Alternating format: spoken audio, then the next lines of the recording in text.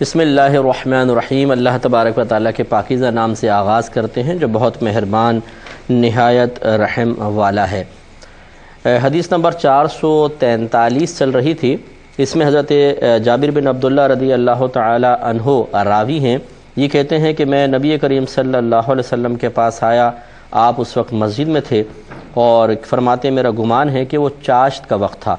تو رحمت کونین صلی اللہ علیہ وسلم نے فرمایا کہ 2 رکعت نماز پڑھیں۔ میں نے 2 رکعت نماز پڑھ لی، اور پھر یہ کہتے ہیں کہ میرا آپ پر کچھ قرضہ تھا، آپ نے وہ قرض ادا کر دیا، بلکہ مجھے کچھ زیادہ بھی دیا۔ اور اسی پر میں آپ کو عرض کر رہا تھا کہ اگر تو قرض پہ نفع کو مشروط ٹھہرا لیا جائے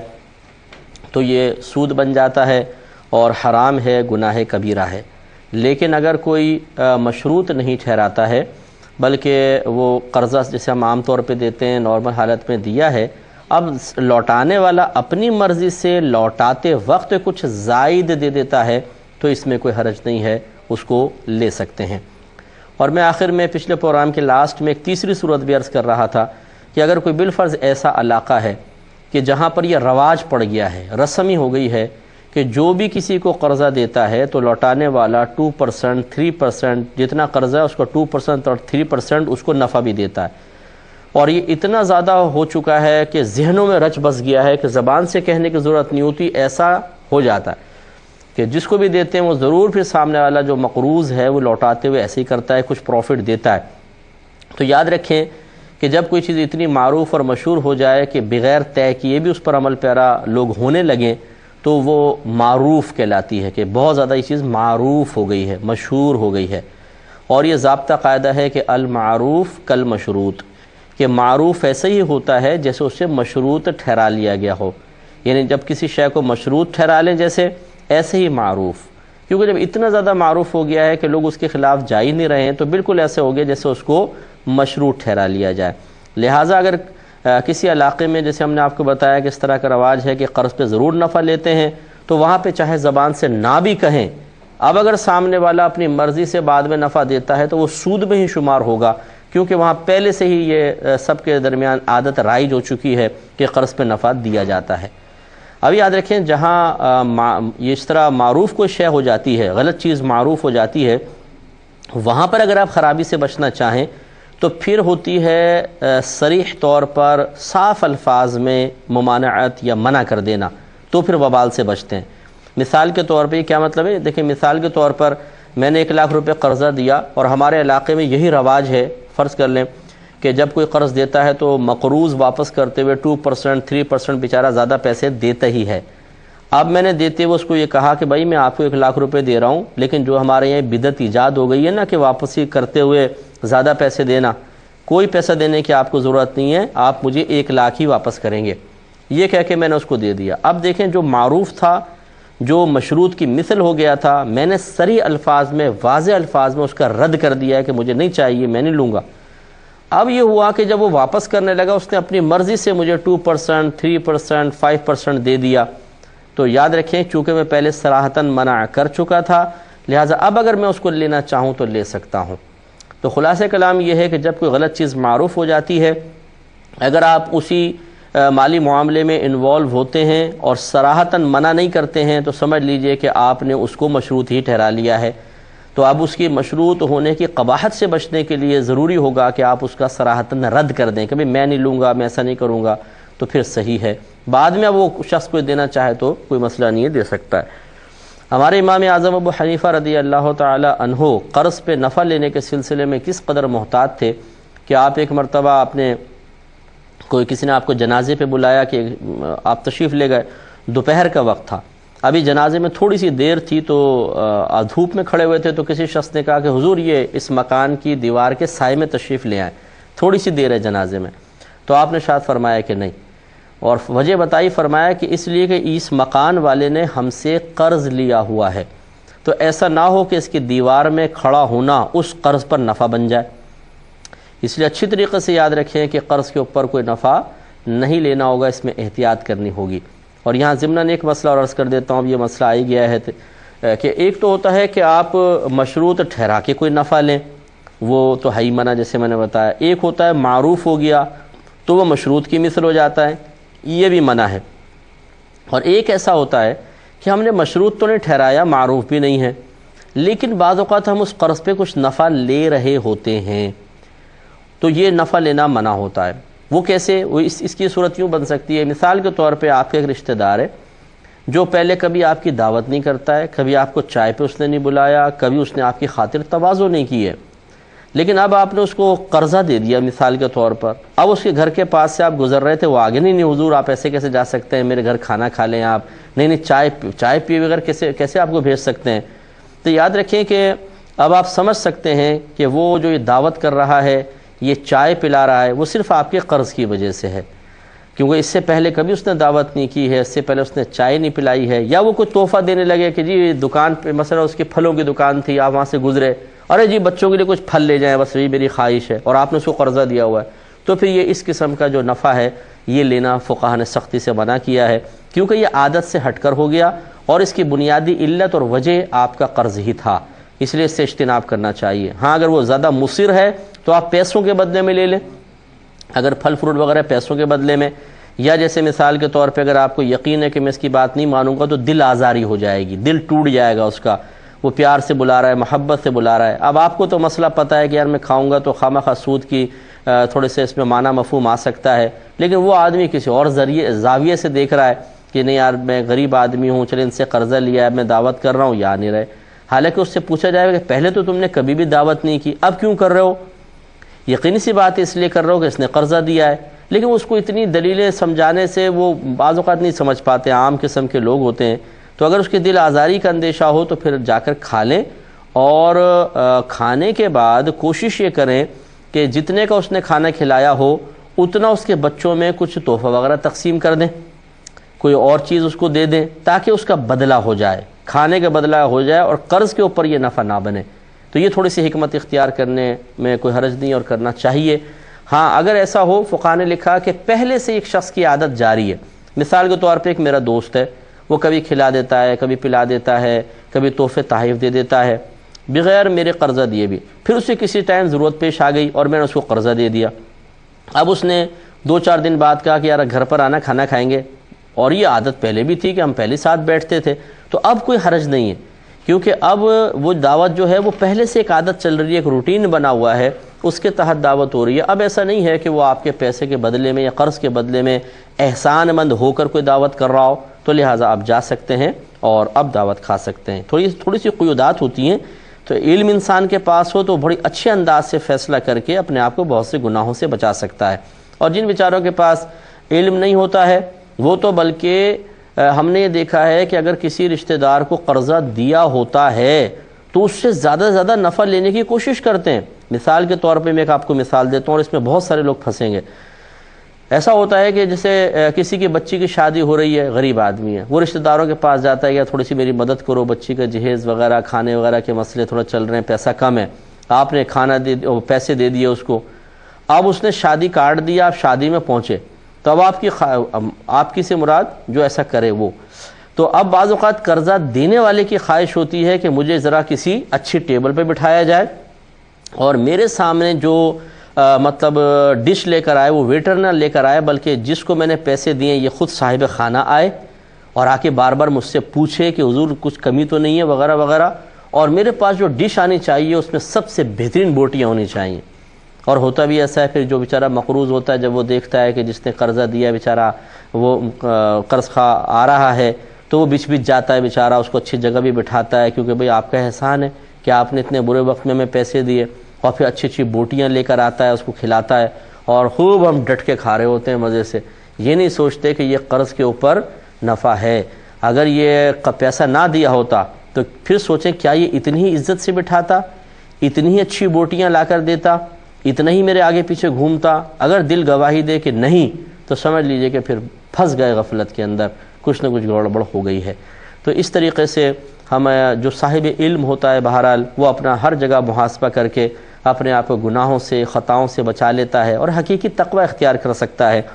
لیکن جو یہ نام کے صوفی بنے پھرتے ہیں اور جن بیچاروں کو دین کے الف بے بھی نہیں آتی لیکن وہ سمجھتے ہیں کہ جی ہم بہت بڑے مفتی بن گئے ہیں، عام سے لوگ جو ہوتے ہیں اور وہ مطلب کوئی اگر مفتی بھی ان کو کوئی تلقین کرنے لگے تو اس کو بھی خاطر میں نہیں لاتے، ارے جی ہم بڑے بڑے علماء کی صحبت میں بیٹھے ہیں۔ وہ اس قسم کی خطاؤں میں بہت زیادہ ملوث آپ کو نظر آئیں گے،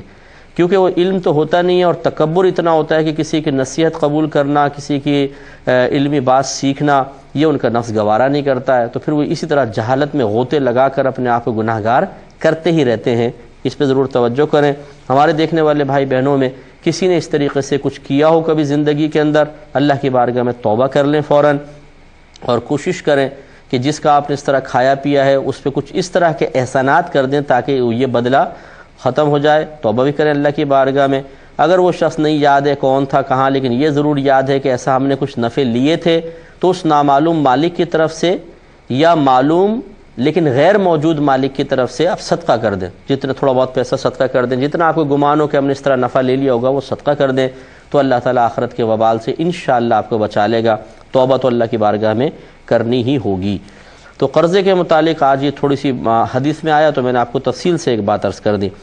حضرت جابر بن عبداللہ کہتے ہیں میں سرکار کے پاس آیا، آپ مسجد میں تھے اور میرا گمان ہے کہ چاشت کا وقت تھا۔ اس کا مطلب ہے دیکھیں سرکار صلی اللہ علیہ وسلم مسجد میں چاشت و تشریف فرما ہے۔ سرکار کی اکثر یہ عادت تھی کہ فجر پڑھنے کے بعد آپ وہیں پہ رہتے تھے، اشراق پڑھتے، چاشت پڑھتے، پھر اپنے حجرے میں تشریف لے جاتے، یا اور کوئی معاملہ ہوتا تو وہ کر لیا کرتے تھے۔ بس اوقات ایسا بھی ہوا ہے کہ آپ فجر پڑھ کے تشریف لے گئے ہیں خاص ضرورت کے تحت، ورنہ اکثر ایسے ہوتا تھا کہ آپ وہیں بیٹھے رہتے تھے، اشراق اور چاشت پڑھنے کے بعد تشریف لے جاتے تھے۔ تو سورج کی جب پہلی کرن نکلتی ہے اس کے بعد سے لے کر 20 منٹ تک یہ طلوع آفتاب کہلاتا ہے، یہ 20 منٹ طلوع آفتاب کہلاتے ہیں، اور اس وقت میں کوئی بھی نماز نہیں پڑھ سکتے، نہ ادا، نہ قضا، نہ نفل، نہ فرض، واجب، سنت، سب پڑھنا مکروہ تحریمی ہے، حرام کے نزدیک ہے۔ 20 منٹ گزرنے کے بعد پھر اشراق کا وقت شروع ہو جاتا ہے، اشراق پڑھ لیں، اس میں 20 منٹ میں اتنی تیزی نہیں آتی، سورج میں نگاہ تھوڑی بہت جمتی ہے۔ پھر جب تھوڑا سا اور وقت گزر جائے اور سورج میں اتنی تیزی آ جائے کہ آپ کی نگاہیں اس پہ نہ جمیں، اب چاشت کا وقت شروع ہو جاتا ہے۔ تو اشراق کا وقت 20 منٹ کے فوراً بعد سٹارٹ ہو جاتا ہے، تھوڑا سا اور آگے بڑھیں گے، جب سورج میں تیزی آئی تو چاشت کا وقت بھی سٹارٹ ہو گیا۔ لیکن یاد رکھیں اشراق کا وقت ختم نہیں ہوا، یہ بھی چلتا رہے گا۔ دونوں کا لاسٹ وقت جو ہے زوال کا وقت ہوتا ہے، کہ زوال کے وقت سے پہلے آپ اشراق بھی پڑھ سکتے ہیں اور چاشت بھی پڑھ سکتے ہیں۔ گویا کہ اشراق اور چاشت کے وقت کی ابتدا تو مختلف ہے، انتہا دونوں کی ایک جیسی ہے، کہ اشراق کا وقت 20 منٹ بعد سٹارٹ ہو جاتا ہے، چاشت کا سورج میں تیزی آنے کے بعد، لیکن دونوں کا اختتام زوال کے وقت میں ہوتا ہے۔ تو جب یہ آئے تو کہتے ہیں مجھے غالب گمان ہے کہ وہ چاشت کا وقت تھا، سرکار نے فرمایا کہ آپ نماز پڑھیں، پھر سرکار نے جو قرض تھا وہ لوٹایا۔ تو دیکھیں معلوم یہ ہوا کہ بڑوں کو چاہیے کہ جب ان سے چھوٹے ملنے کے لیے آئیں، یا کوئی عالم دین ہے ان کے پاس، ایک عام آدمی کوئی ایسا متبع آتا ہے، کوئی محبت کرنے والا آتا ہے، تو اس کو نماز کی طرف ترغیب دینی چاہیے۔ نفل کا ٹائم ہے تو نفل پڑھنے کی ترغیب دے دیں، یہ بہت اچھی چیز ہے۔ ہمارے ہاں معذرت کے ساتھ بعض اوقات ایسا ہوتا ہے کہ کوئی اگر ملنے آتا ہے، یہ جعلی قسم کے جو پیر ہیں یہ زیادہ یہ کرتے ہیں کہ وہ یہ نہیں کہیں گے کہ تم نماز پڑھ لو، تم روزہ رکھ لو، تم گناہ سے بچو، بلکہ ان کی نظر ہوتی ہے جیب پر، کہ یہ آیا ہے تو بس آئے، دست بوسی کرے، سلام کرے، اور اچھا سے کوئی نذرانہ نکال کے دے، اور پھر جائے تو جائے، پھر اس کی طرف پرواہ نہیں ہوتی ہے۔ تو یہ مطلب صحیح طریقہ نہیں ہے۔ کوشش یہ ہونی چاہیے، یعنی ایسے حضرات جو خالی آستانے کھول کے بیٹھے ہوئے ہیں اور لوگوں کی اصلاح کا کوئی کام نہیں کر رہے ہیں، انہیں مطلب دین کی طرف بلانا ان کا اصل مقصود نہیں ہے، خالی مجمع جمع کر کے اس سے ذاتی مفادات حاصل کرنا مقصود ہیں، یاد رکھیں میدان محشر میں اس کا جواب دینا پڑے گا۔ یہ تمام لوگ جو عقیدت اور پیار اور محبت قائم کر کے آپ کے گرد جمع ہوئے ہیں، ان کو کچھ نہ کچھ دینا، کچھ نہ کچھ سکھانا، ان کی تربیت کرنا، ان کی اصلاح کرنا بھی ہماری ذمہ داری ہے۔ اب یہ نہیں ہونا چاہیے کہ پیسوں کے سلسلے میں تو وہ چمکار کے اور بڑے اچھے لگیں، اور پیسے نہ ہوں تو پھر بس نہ کوئی نماز کا حکم، نہ کوئی تلقین، نہ کوئی گناہ سے بچنے کی ترغیب، یہ بالکل غلط طریقہ ہے۔ یہ ہمارے آستانے ہی تھے، یہ مشائخ عظام ہی تھے جنہوں نے لاکھوں کو مسلمان کیا ہے اور لاکھوں کی اصلاح کی ہے، اور ان آستانوں سے بڑے بڑے اللہ کے ولی پیدا ہوئے ہیں،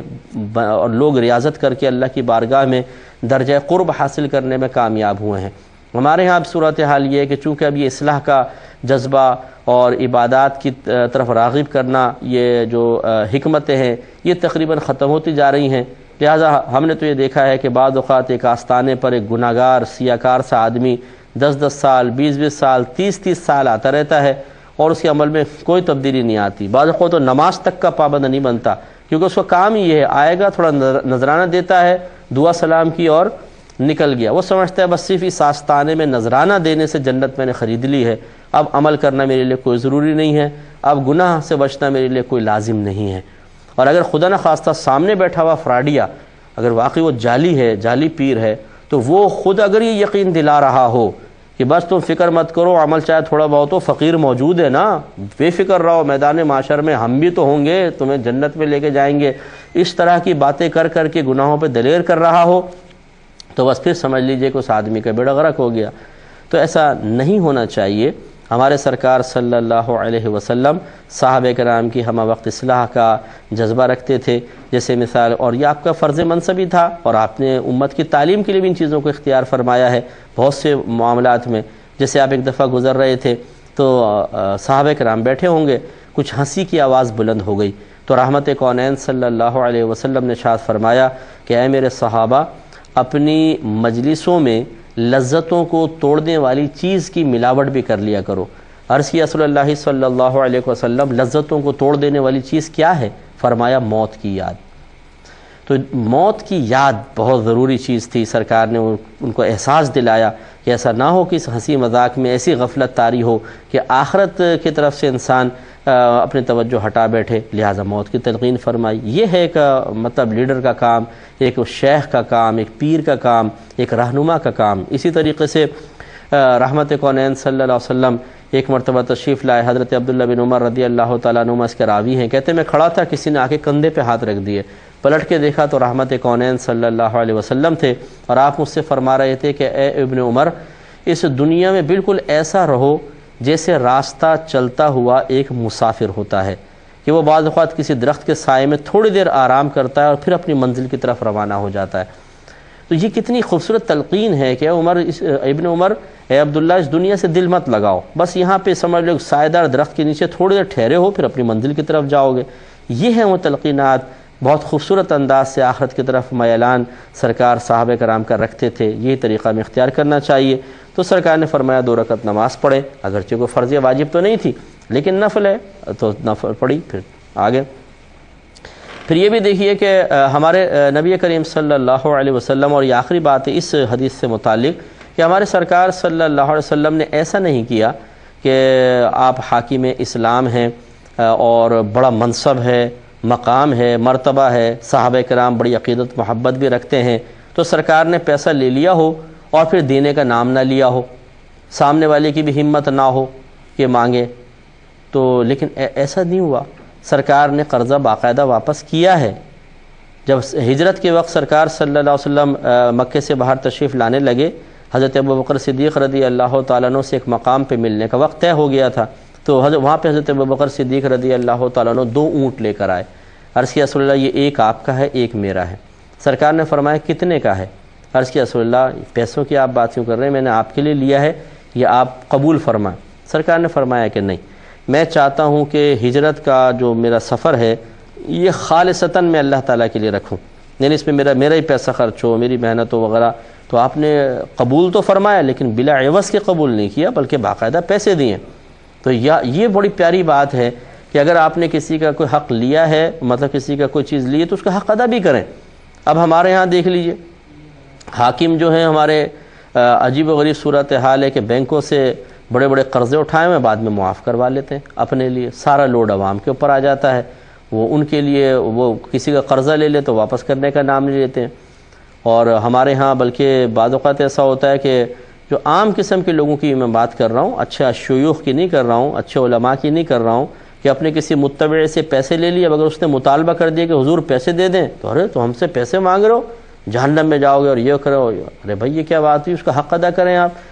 یعنی وہ سمجھتے ہیں دوسرے والے کا مال لے لیا تو واپس کرنا ہی نہیں ہے، یہ غلط طریقہ ہے۔ اللہ تعالیٰ سمجھنے کی توفیق عطا فرمائے، آمین۔ وآخر دعوانا ان الحمد للہ رب العالمین۔